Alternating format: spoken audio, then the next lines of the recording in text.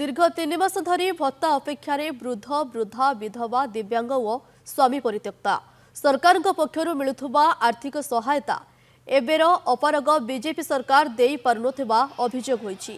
एने Baleshwar town BJD पक्षर Baleshwar पौरपालिका ठारे दृढ़ प्रतिवाद करा जायछि। एहा सह मुख्यमंत्री उद्देश्य एक दाबीपत्र पौरपालिका कार्यनिर्वाही अधिकारी जरिया प्रदान करा जायछि। आगामी 7 दिन मध्य भत्ता प्रदान करने को दाबी जणा जायछि। प्रतिवाद रे बालेश्वर बीजेडी वरिष्ठ नेतृवृंद पौरोपाध्यक्ष समस्त काउंसिलर एवं बहु संख्यार हिताधिकारी जोग देथिले। से 1000 टंका लेखा जो लोक मैंने पाउतले ऑनलाइन ले सीए मध्य 3 मास हला से 1000 टंका पाई पारु नाहंती।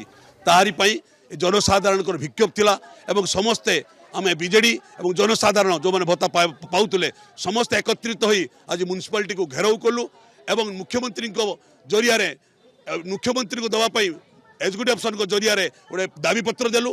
15 दिन भितर जदि भत्ता प्रदान न करा जाए बुढ़ा बुढ़ी को ताने बीजेडी राजरास्ता को जीवो। मनकर दाबी गवर्नमेंट को अच्छी जोटा कि गवर्नमेंट पाख को पहुँचेबू आउ जा गवर्नमेंट लेवल डिसीजन हम से अनुसार